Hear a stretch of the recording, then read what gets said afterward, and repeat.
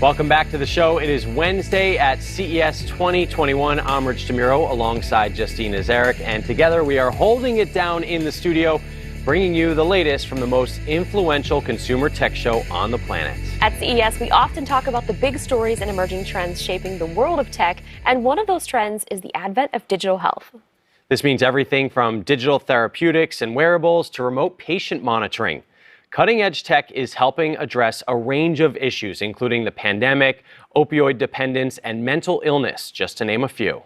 Now, if you want to connect exhibitors to the forefront of the digital health revolution, CES has made it so easy. Direct message contacts and live chat with exhibitors, all thanks to Microsoft Teams integration. CES is also the hub of global startups. 14 countries have brought startup delegations this year, including South Korea, France, the Netherlands, and Taiwan, who all have over 100 companies each. Russia and Nigeria are also making an appearance for the first time ever this year. You can check those out by going to the exhibitor showcase and filtering by startups and country. There is still so much ahead of us. Next up, a keynote with Brad Smith of Microsoft, and a little later, we're going to check out an interview with musician entrepreneur will.i.am. You don't want to miss that one. Plus, from ticketless admissions to tools that help musicians and athletes track their health, live events are not just back, but more engaging than ever. We'll hear more about that at 11:30 a.m. Eastern, 8:30 Pacific. And autonomous cars, sign me up. We're going to hear from leaders at Virgin Hyperloop, Aurora, and Caterpillar on the next big trends in self-driving and electric vehicle tech. That discussion is happening at 12:15 p.m. Eastern, 9:15 a.m. Pacific. We're also going to be talking innovation with French Minister Cédric O and Consumer Technology Association's Gary Shapiro. It's going to be really exciting. And then later, we're jumping into the world of retail with Walmart CEO Doug McMillon, who takes the stage at 1 p.m. Eastern, 10 a.m. Pacific, to talk about all of the challenges that they faced in 2020.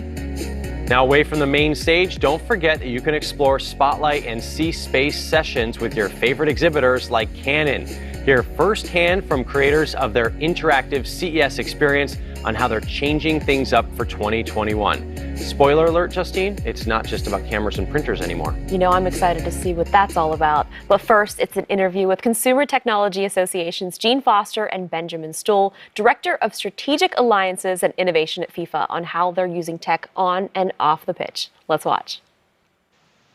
So I'm very excited to welcome to CES Benjamin Stoll. Benjamin is the Director of Strategic Alliances and Innovations for FIFA, an organisation I'm personally very excited about, coming from Scotland and growing up with football or soccer. Welcome to CES, Benjamin. Many thanks. It's a great honor to be with you today and looking forward to our conversation. So we, when we have organizations like FIFA or some companies, people say, why are you participating in CES? And the answer we always give is that we're seeing today that every company is a tech company. Every company and every organization is reinventing itself as a tech company.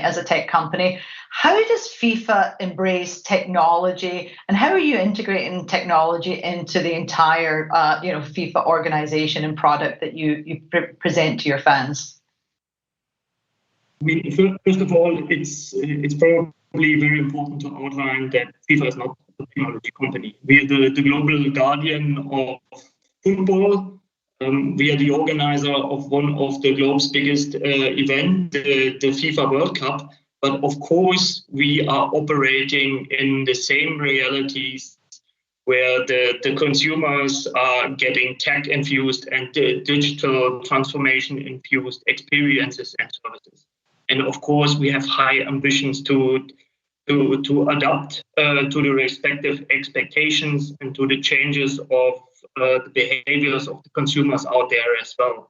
So we have a big responsibility to harness technology within our sports, and of course for the global perception of our sports as well, regardless if it is the pinnacle of our sports at the FIFA World Cups or any kind of level of our sports down to the grassroots level.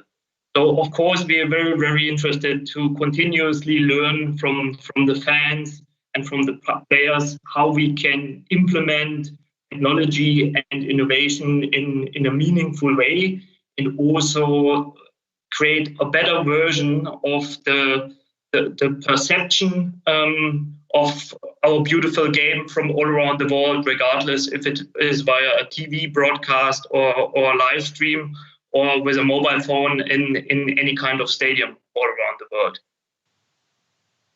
So you've talked about the fans. I mean, FIFA is truly a global. Football is truly a global sport, and you're a global organization. So those fans, talk about the technology and how you incorporate that when those fans are, they have diverse languages, culture, and expectations.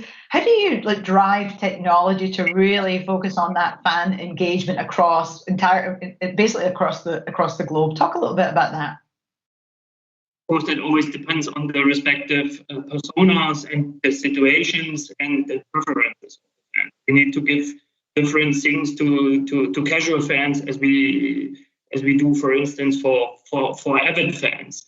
And technology opens up completely new opportunities here to us. For instance, leveraging data in real time to better understand and narrate the story of a football match. Also to leverage any kind of information around a football match to convey the magic of the players, the teams, the coaches, and all the participants of a FIFA World Cup or any kind of other FIFA tournament. That really helps us to unlock a new level of engagement. And for instance, also when you go into a stadium, more than ever, the smartphone serves as a respective remote control that unlocks completely new, unrivaled services that wouldn't have been possible 10 or 20 years ago. And in order to unlock those amazing opportunities, FIFA is looking into partnering with the leading technology and telco companies of this world, because we know the world gets more and more complex, and the expectations of the fans as the world gets more technologized every day gets higher as well. And here, of course, we see huge opportunities via unlocking completely new benefits for all the stakeholders via the right commercial partnerships. So the World Cup, let's talk a little bit about that. The World Cup final, I guess, is among probably one of the most watched broadcasts in the world. That seems an obvious place for embracing cutting-edge technology and improving that experience, as you said, both for the casual fans and the avid fans. What kind of technologies can we expect to see incorporated in the next World Cup? That's a very exciting one. Of course, the World Cup, the last World Cup in Russia, we have reached 3.5 billion people. That's a massive figure. And we are doing that, of course, via our TV and broadcasting partners.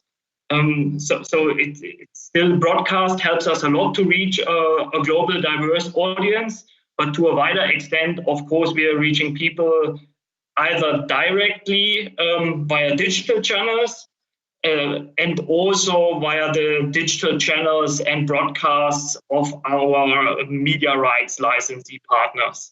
And that, of course, offers us completely new opportunities in terms of companion experiences, as a second screen, any kind of respective overlays. But it's not only before, it's not only during the match, it's also before the match and after the match, and also looking into when we've learned from COVID-19, for instance, where everybody is sitting at home and hasn't had the opportunity to go into stadium and follow the match live. To a wider extent, we are also looking into how can we sort of really enhance that virtual seat and bring together communities, create a better version of co-watching, and bring that to life together with our broadcasting partners. And beyond that, any kind of technologies, any kind of information we can leverage to create a more involved, entertaining version of football. Wow. 3.5 billion, that's quite the audience. So just got a little bit more time, but let me just throw one more question in here, because we've talked about technology for the fans. Let's talk about technology on the field. I was at a DC United game a couple of years ago with Wayne Rooney, and at the end of the game he took his shirt off and he's wearing his monitors. Talk about how you're using technology and wearables to track like the data, health, etc. Tell us a little bit about that. Very, very happy to do so. Data is a new currency in order to unlock the performance of football. And that, of course, happens at the pinnacle of our sport for quite a long time. But of course, we see that also happening in the sports, in the well-being, in the fitness scene for a longer time. That's especially accelerated via COVID. When you look into the growth of fantastic offers like Peloton, Whoop, Swift, or Strava, and when you look into the self-measurement and self-optimization trend, not only when it comes to sports performance, but also the 360-degree asset theme, that's of course an obvious fit that we are very, very interested to continuously explore and find out what makes sense to provide to the teams and to the players all around the world, and what doesn't make sense, and then to a wider extent also turn that into fan engagement assets that make sense and unlock new experiences and new narratives. So, Benjamin, it looks like we're out of time here. It's been great talking to you. I could continue on for hours here, but good luck with the role, with the technology, and especially for the World Cup that's coming up in 2022. Many, many thanks. Really enjoyed our conversation, and all the best for the rest of the event. Rich, this has been such an exciting CES so far. I think it's been great. I love the digital format. I think people are warming up to it, but I'm also looking forward to being back in Las Vegas next year. Yes, me too. But I'm definitely looking forward to going back home and watching all of the stuff that I missed, because all of this stuff is on VOD. So if anybody has missed anything, it's all right here. Till February 15th? Yeah, which is really great. Yeah. Valentine's night. You know what you're doing. I will be watching VOD CES content. Perfect. For sure. So in this next keynote, we're going to be joining the Microsoft president, Brad Smith, as he examines the dual uses of technology, how it's a tool that powers economics and communities, and a formidable weapon that can undermine democracy and fundamental human rights. He's going to talk about the greater responsibility tech companies and governments must bear in defining how it can be used to help the world respond, rebuild, and reimagine our collective future. Microsoft is the official technology partner of CES 2021. That's all coming up right here. Don't go anywhere. We'll see you in a bit.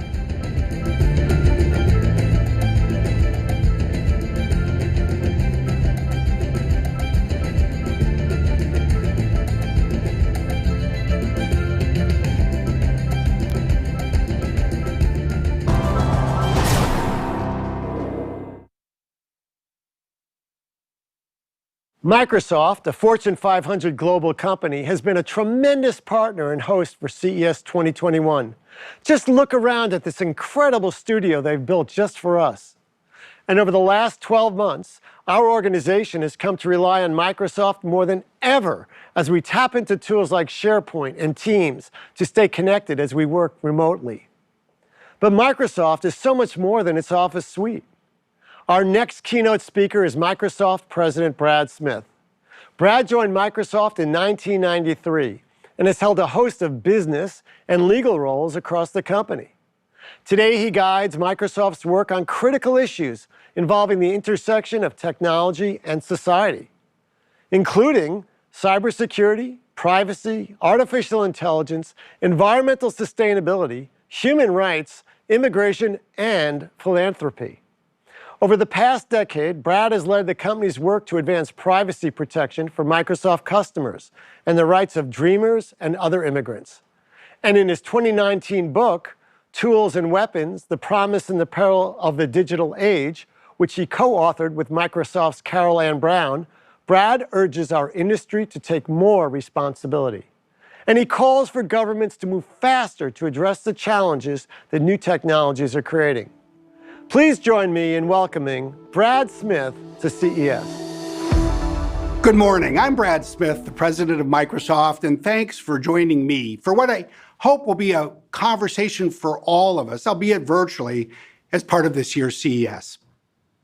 For so many years, CES has really played a remarkable role in bringing us all together and showing the world where technology is going, showing people literally the future.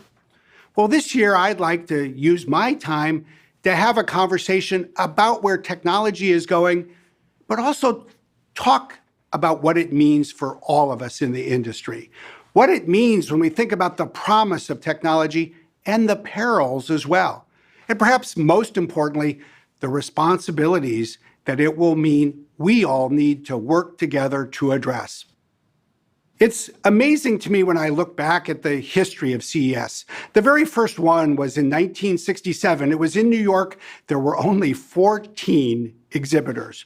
But last year in Las Vegas, there were more than 4,000 exhibitors. And more remarkably still, there were more than 170,000 people who attended. Let's hope that this year, with this virtual format, we can reach even more people and connect together. But it's not just about the connections that this gives us the opportunity to make. It's about the role that CES has always played at the cutting edge of technology. In the 1970s, CES literally introduced the world to this new consumer device. It was called the VCR. And then in the 1980s, it did the same thing with the camcorder. And in the 1990s, it was the DVD. And in 2001, all of us at Microsoft were proud because it was at CES where we had the opportunity to show to the world our new device called the Xbox. For 11 years, Bill Gates came and represented Microsoft and gave our keynote. And it's interesting when I look back about what Bill spoke about when he was here.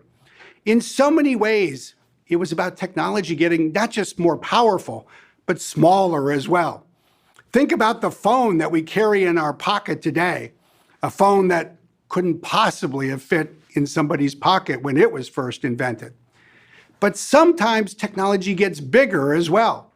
Think about the screens for our TVs on our walls, on our homes today, and think about how much bigger they are than when CES was born. And that, in a way, is what Bill talked about in 2008. Because in his last keynote, he talked about the cloud. The cloud is so big that I couldn't possibly show it to you on a stage, but what I can do is take you to the cloud itself. Because 2 years after Bill's last keynote, we started construction and have built ever since on literally the infrastructure that supports every aspect of consumer electronics and technology. Let me share with you a glimpse inside some of our data centers, in this case, in Quincy, Washington, in the United States.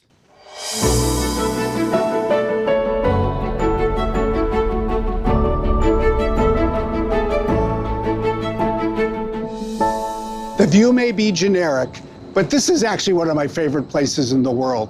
Why? Well, I think it represents the most important infrastructure of the 21st century. This is a part of Microsoft's Columbia data center campuses. These house the computers that fuel our lives. There are more than 20 buildings, each large enough to house 2 commercial aircraft. They fill 2 million square feet. They're spread out over 300 acres. But what's really interesting is what's inside. It's something that almost no one ever gets to go see. But come with me. It's COVID times. I need to wear my mask, but I'll show you around.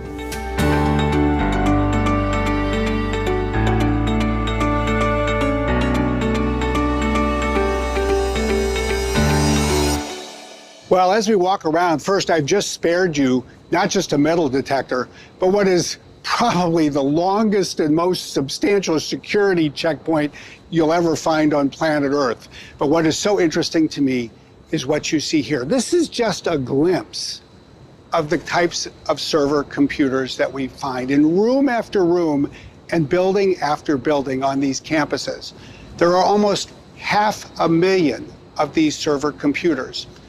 They store as much data as you would find in more than 50,000 libraries of Congress. And I think that captures so well how this really is the infrastructure for almost everything that we're engaged in today. The way you live your life, the way you do your work, the way research and development are all moving forward.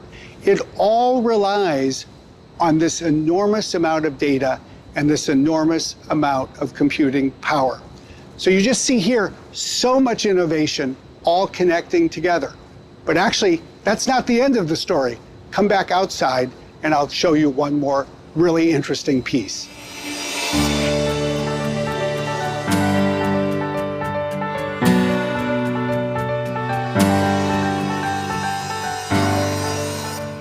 These campuses represent not only the most advanced digital infrastructure in the world, but some of the most advanced energy infrastructure as well. Why? Well, first, if we ever lose power from the electrical grid, we need to keep the computers running. There are more than 19,000 battery cells, each like the battery under the hood of your car, that will do just that. And at the same time that that happens, these big electrical generators will start operating as well. In fact, there's more than 140 of these generators on these campuses. Each of these will power the equivalent of 3,000 homes. The good news is with the latest advances in emissions technology, they actually give out less emission than a typical lawnmower you might use in your backyard. Each today runs on diesel fuel. In fact, there are tens of thousands of gallons of diesel fuel stored here, but not 10 years from now. We've said that by the end of this decade, each one of these needs to go. They'll be replaced by either new generators that run on hydrogen power or new advanced fuel cells. And in that, you see this extraordinary intersection between digital technology, energy technology, environmental science, and the need for innovation. This, in so many ways, is the physical embodiment of our mission to empower every person and every organization on the planet to achieve more.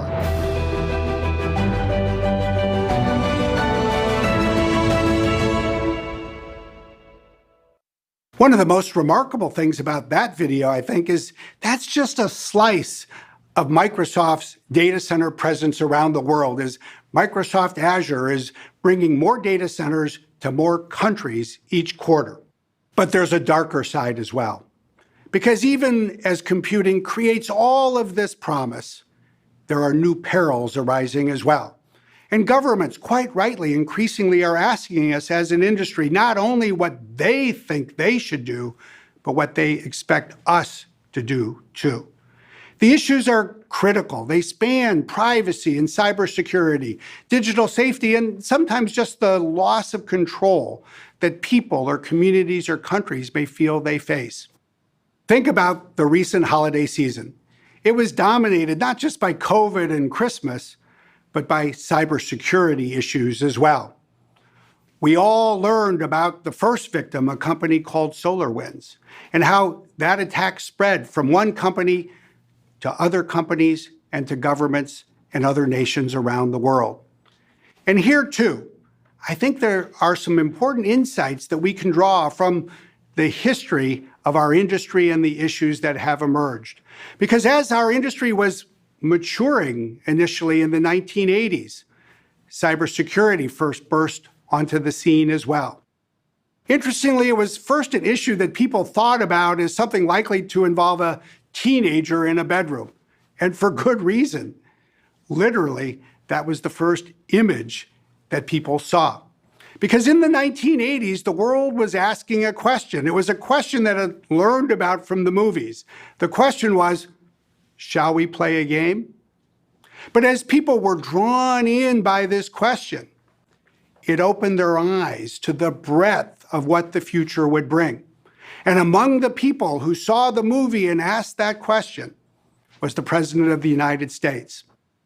It was on a Friday afternoon in 1983 that President Ronald Reagan helicoptered to Camp David. On his mind, in his briefing book, was a set of issues around international relations and a particular nation state. But little did he expect, as he sat down to watch an evening movie, that the issues would become even bigger than he thought. Take a look. At about 3:30 on Friday afternoon, the helicopter would come into the White House South grounds. The Reagans would get to Camp David about 45 minutes later. And then on Friday night, the Reagans would show a movie in their cabin. And they had a lot of friends who recommended what the popular movies of the time were. War Games was one. Shall we play a game? How about global thermonuclear war?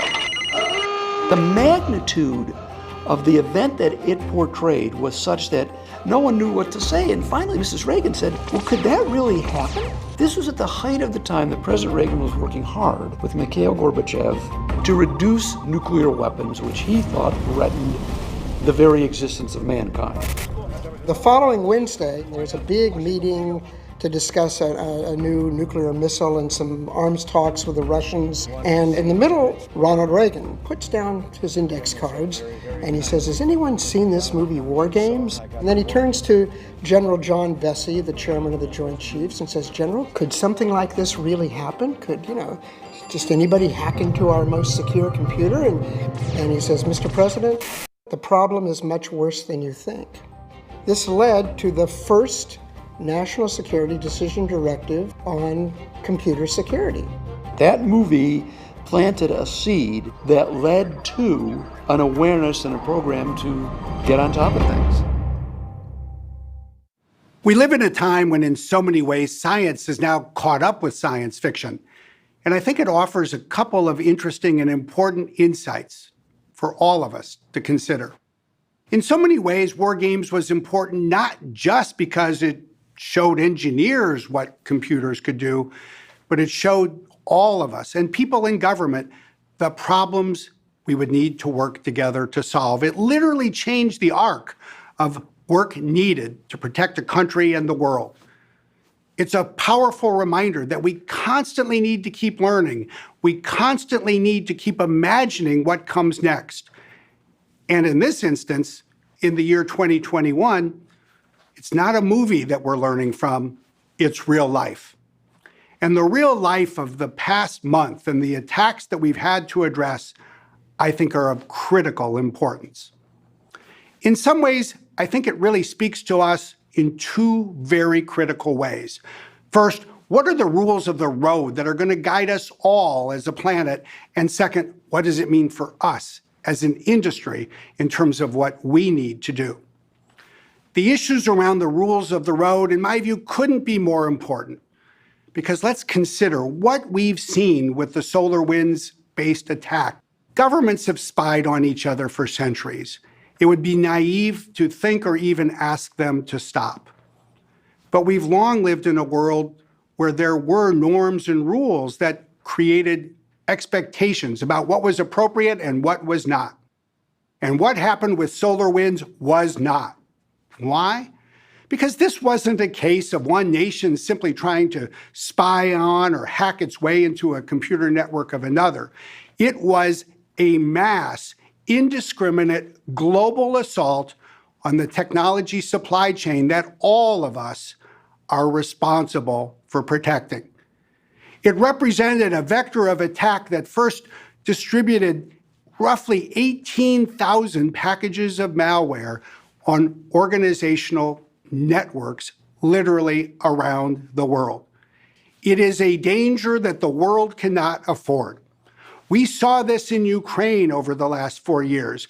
We saw how it was exploited in the NotPetya attack. We witnessed how it disabled more than 10% of a nation's computers in a single day. And when that happened, the world came together and quite rightly said, this is not something that is acceptable. And in a similar way, we need to come together as an industry, and we need to use our collective voice to say to every government around the world that this kind of supply chain disruption is not something that any government or any company should be allowed to pursue. And it's not the only example of the new issues that we need to work together to address. Think about what else that we have seen over the last year. We have lived through the biggest pandemic in a century, and what did some people use that pandemic to do? To launch cyber attacks against hospitals, against the public health sector, against the World Health Organization, against the first line of critical responders. This, too, should be off limits in a time of peace, just as it is for the use of conventional weapons in a time of war. This is a set of the issues that we will need to work with governments to address, to work with non-governmental organizations to address, but I think it starts with us, because if we don't use our voice to call on the governments of the world to hold to a higher standard, then I ask you this: who will? So I hope we'll come out of this CES and move forward with this as one of our clarion calls for the future. But it's not just about the rules of the road. Perhaps even more than that, the last month has shown us how we're all going to need to work together in new ways, how we're all going to need to change in some ways to protect the cybersecurity of the planet. Because when you look at the issues around SolarWinds and its malware and how things spread, it's a powerful reminder that threat intelligence, data about cyber attacks, really exists in so many silos today. Silos within an individual government, silos within an individual company, silos in the public sector, silos in the private sector, and yet it is so clear that the only way to protect the future is to understand the threats of the present. And that requires that we share data in new ways. I'm struck because in so many ways it was this very similar problem that contributed to 9/11 2 decades ago. When the 9/11 Commission came together and looked at its postmortem, it found that one of the biggest problems was that people did not share data, did not share threat information across the United States government. And what was true for one government then is true for all of us collectively today. We need to move, as the 9/11 Commission said, from a culture where people only gave others information when they had a need to know. And in the words of that commission, change the culture so that people feel a need to share. Not everything, of course. We must protect personal privacy. We must think about the appropriate division and roles between the public and private sectors. But these are the questions that we need to address in the year and the decade ahead. If the last month and the perspective from history teaches us anything, it's this: the best time to have a 9/11 Commission is before the next 9/11. Let's learn from the past, let's imagine the future, but most importantly, let's put ourselves to work to take new steps collectively. As we think back to war games, I think there's another completely different aspect that's also really worth our thinking about. Because the other part of the movie was a story about humanity surrendering control to computers. That was the real threat that ultimately emerged as the film progressed.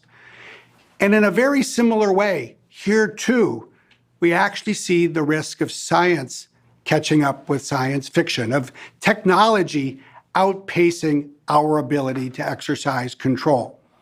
And so as we think about the decade ahead, as we think about AI and all of the promise of artificial intelligence in so many ways, we have to think as well about the new guardrails that we need to create so that humanity remains in control of our technology. I think it's really interesting to put this in the context of an event like CES. The news headlines are always about the new features that we as an industry have created. These kinds of exciting product innovations will always be the heart of CES. But increasingly, I think people around the world are looking at us. And they want to know not only about our heart, but about our soul. And by that, I mean this. People want to know what are the safeguards that we're building around technology to protect against the perils that it can create. And we're seeing this so clearly in very concrete scenarios around artificial intelligence. We see it, for example, around facial recognition. People appreciate the convenience that it provides to unlock a phone or a laptop, or on certain days to identify a missing child and reunite a family. But people also worry, quite rightly, about the perils of facial recognition, about the risks that it can create for the protection of people's fundamental rights. And what's true for facial recognition increasingly is true for a variety of other technology scenarios as well. For example, something like machine learning and its use in a way that can create the risks of bias and discrimination in a whole variety of different commercial settings. Or say, the very scenario that we saw in war games itself. The risk that humanity will lose control of the weapons of war. Indeed, we live in a decade where hypersonic weapons and artificial intelligence can make possible the very scenario that captivated President Reagan in 1983. Here, too, we're all called on as an industry and as governments and indeed as a planet to ensure that humanity retains control of the computers that we create. These are all among the challenges that we're going to need to come together to address this year and in each of the years that follow. As we start a new year, I think it's a time to think about the road ahead. And I also think it's a time to remember that there are so many challenges and reasons to be optimistic, that if we come together and do work well, it can be a road that leads to a brighter future. Whenever I think about a big challenge, I also find it helpful to draw some inspiration from some other successes of the past. And I think one of the successes that should speak to all of us in this country and around the world this month and this year, it is a success in some messages that also came from the decade that gave birth to CES. Because the 1960s were not only a decade of advances in great consumer technology, even more, they were advances that started with a very different goal in mind, a huge goal. A goal that an American president set for the United States in 1962. It was President John F. Kennedy. At a time when few thought it possible, he put a stake in the ground and said that the United States would go to the moon before the decade came to an end. And he did what we always need to do whenever we pursue a big goal. We first have to imagine that we can achieve it. He did it in a famous speech in September of 1962 at Rice University in Texas. He had some famous words that are worth drawing inspiration from even today. Take a look. We choose to go to the moon.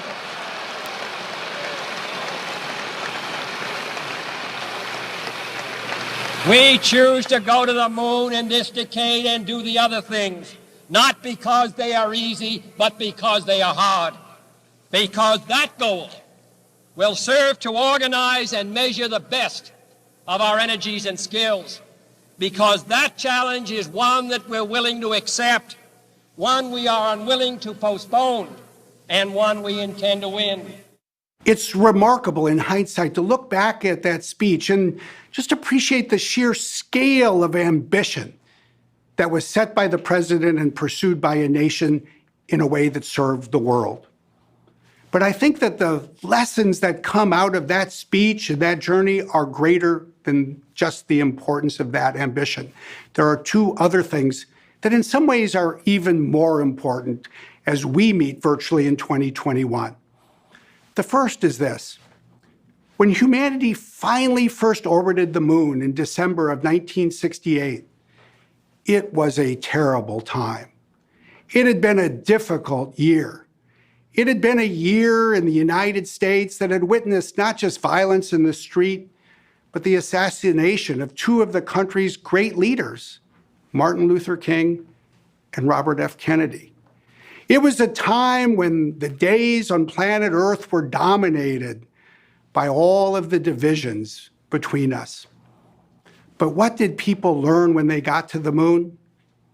What was really important was not the rocks that they would ultimately pick up when a lunar lander landed a year later. It was the ability to look back at Earth itself, to see the planet that the astronauts had come from. And more than anything, to realize this, that despite all of the differences that people discussed every day, there was also a common bond for everyone on planet Earth. That, I think, is a powerful lesson for all of us as we create technology to serve the world in January of 2021. But there was one other aspect that I think in some ways was more prescient still. Because if you go back to John F. Kennedy's speech at Rice University in 1962, there is one slice of it that he could have been providing not just to the people of his time, but to the people of ours. And not just to the world, but to all of us in our industry in particular. We set sail on this new sea because there is new knowledge to be gained and new rights to be won, and they must be won and used for the progress of all people. For space science, like nuclear science and all technology, has no conscience of its own. Whether it will become a force for good or ill depends on man. Almost 5 decades later, there are those 4 words that echo down the ages. Technology has no conscience. It was true then, it is true today, it has been true in every era of technology. Technology has no conscience, but people do, and we do.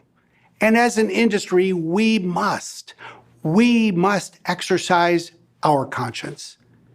For all of us as individuals, in companies and as an industry, every day when we go to work, we will decide whether technology is used for good or for ill.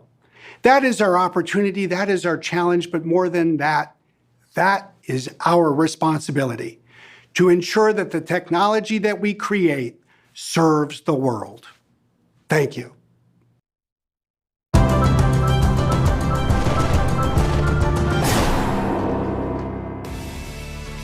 That was the Microsoft keynote here at CES 2021. Hey everyone, Rich DeMuro here with Justine Ezerick, aka iJustine. Good morning. How are you doing? I'm doing well. How are you? Doing great. Wow, that keynote really touched on so many of the things that we've been talking about lately. Also, did you have any idea how huge those Azure data centers are? I had no idea, but that's something that I actually always wanted to see. So it's really cool that they gave us an inside look. I imagine it's really cold inside there. It would have to be, yeah, definitely right. All temperature controlled. Yeah. They also touched on a lot of issues that are really hitting home for us, especially when it comes to cybersecurity attacks. Brad Smith touched on the SolarWinds hack, the cyber attacks on hospitals during the pandemic, and that's just to name a few.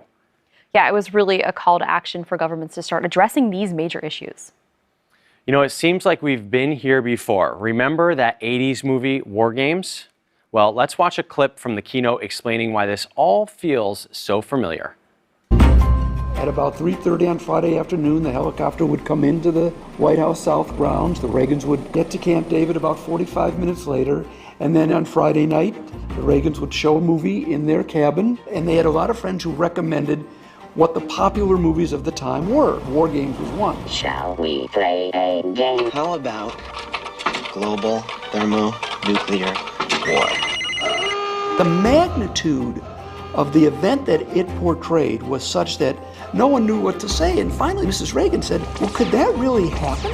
This was at the height of the time that President Reagan was working hard with Mikhail Gorbachev to reduce nuclear weapons, which he thought threatened the very existence of mankind. The following Wednesday, there was a big meeting to discuss a new nuclear missile and some arms talks with the Russians. And in the middle, Ronald Reagan puts down his index cards and he says, has anyone seen this movie War Games? And then he turns to General John Vesey, the chairman of the Joint Chiefs, and says, General, could something like this really happen? Could, just anybody hack into our most secure computer? And he says, Mr. President, the problem is much worse than you think. This led to the first National Security Decision Directive on computer security.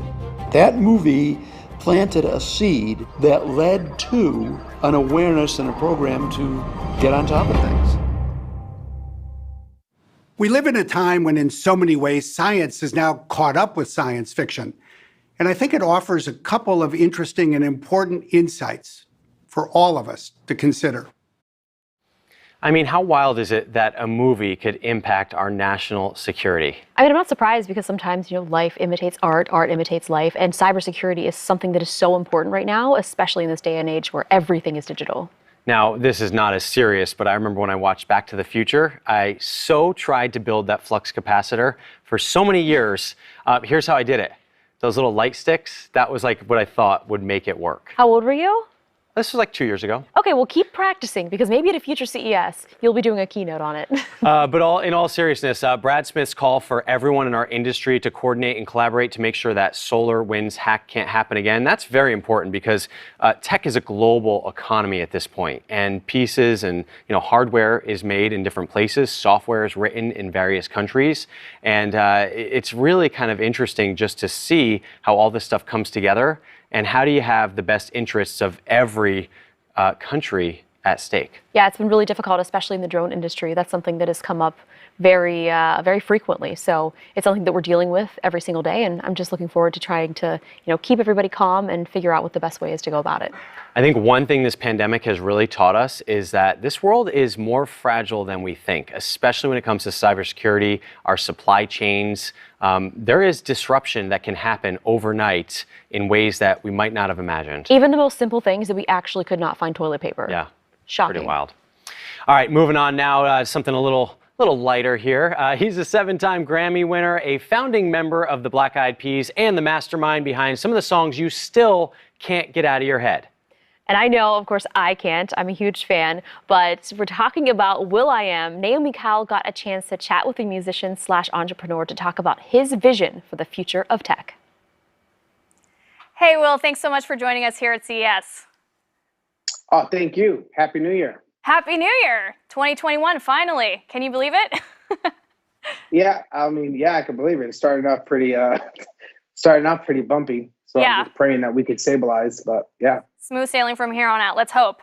Now, Will, I want to talk about your role here at CES because you've been to many CESs before. You've had quite a record here at the convention. So why do you think you come back to CES year after year? What is the thing that attracts you most about the show? CES is like a snapshot of what tomorrow is, but not tomorrow so far out, like tomorrow a couple of quarters away. You get to see like what big companies and tech are working on, the things that they're projecting on what's to come right around the corner. Like some companies are super brave and show you prototypes that they're working on in the back booths. And I just like the futurism that CES is all about. Yeah, and you started going to CES around what time? Do you remember? I started going to CES like 2007, 2005, yeah, okay. 6, 7, yeah. So quite a few years. As a performer. First we went there as a performer, like I think it was for Intel or something like that in 2004, 5, 6, and 7. One of those years. Very cool. And then, when Apple launched the iMac, we were at CES. It was like one of the only times that Apple participated at CES. Yeah, that's right. If I'm correct. Yeah. Well, that just goes to show kind of your success over the years, having come to so many CESs. And are there any stories that you could share about some of your partnerships or collaborations? You mentioned Intel and Apple, but were there others, other investments perhaps? One of the big things that I'm super proud of is how close I got to Qualcomm. And how, going to CES, I think it was 2014, I met the Qualcomm guys. in a deeper way. I've always worked with Paul Jacobs when he was the CEO at the time, and Matt, but working closely with the Qualcomm guys, even since Paul Jacobs left, it sparked up at CES. So thank you, CES, for the Qualcomm Connect. Yeah. Have you learned anything new during this pandemic, especially when it comes to using technology now that we're all using technology practically every day because of this? Yeah, social tools of connecting and collaborating is the highlight of 2020. Companies that you probably never heard of. Now Zoom is zooming throughout all of our vocabularies, from students to companies. It's the new work office space. And I don't think it's going to go away, because now big companies know that you can make their quarters without having everybody in the office. So unfortunately, COVID is going to have a lasting effect on the work environment forever. Right. Right. And then, what I thought was going to happen, but I'm glad my team figured out how to innovate around facial technology. Oh, yeah. Like masks. So in COVID, my team just really innovated on, what the future of masks are, because the masks that we are wearing now are never intended for the general public. Right. So we're really happy that we're going to be launching very shortly an amazing mask, without going into details about it, but I could not help but to announce what my team has been working on. It's called a super mask, and it'll be out shortly. Amazing. Well, thank you so much for announcing it here. Now, the biggest technological innovation in your mind, what is it? Real quick. What comes to mind first as one of the things that's going to boom in the industry? VR. VR, I mean, yeah. VR has always been around, but I got the Oculus Quest 2, and that's some pretty amazing stuff. Seriously. AI, autonomous everything, like vehicles. Yeah. I think between now and 2030, you're going to see revolution around those three areas: the autonomous vehicle, drone technology, VR, world building and immersive experience building, and AI, machines that we should be concerned about as far as the business model of the companies that are building these AI tools, these machine learning tools. But other than that, those are the three fields that I think are really going to transform the world. Yeah, and I'd imagine that plays a lot into what you do as a musician. You talked about immersion, VR, and everything like that. What do you see happening when it comes to concert performances, sports in the future after having a year like we did just recently? Well, people now know how fragile the world is, and there's a race to build immersive, deep virtual worlds. Right. Ones that, so concerts in VR have to be reimagined just by putting a 3D, virtual camera in front of you and then perform around it. I don't think that's a solution, but truly building immersive worlds to reimagine music and the way the lovers of music experience those worlds. So videos and songs and albums and everything about music is going to be reimagined in this next decade. Right. Which technologies do you think will improve just our personal music enjoyment experience? How we do it nowadays might differ in a couple of years' time. What do you think the future of that looks like? VR. VR, yeah. So we'd be listening to music in VR. No, because if you think about it, going to a concert, yeah, is the audio really that awesome? It's really not. Right? It's not like wow, this is the best sounding stuff I've ever heard in my life. That's not why you go to concerts. Right. The reason why you go to concerts is the experience of being around people and the bass, really. It's not like high-end and treble and fidelity concerts. Right. But you're going to get that in VR. Now, if you can have a similar experience, but heightened as far as the immersive social experience alongside the fidelity and the quality of audio in VR, whoever cracks the social immersive experience in VR, get out of here. Yeah. For concerts. Yeah, for concerts in particular. last question here. How can, according to you, how can we be better prepared for future economic and social disruptions like we just experienced, in your mind? Education, 1. Preparation, 2. Cross collaboration. Like companies that you probably, don't think of first to mind when you think of popular culture, like companies like Honeywell. How can companies like Honeywell or General Electric, Boeing, Lockheed and Martin help educate and prepare the youth for this, technological tomorrow? Like it's not always the front-facing companies like Google, Amazon, Apple. Right. Because at some point in time in culture, they weren't the front-facing companies.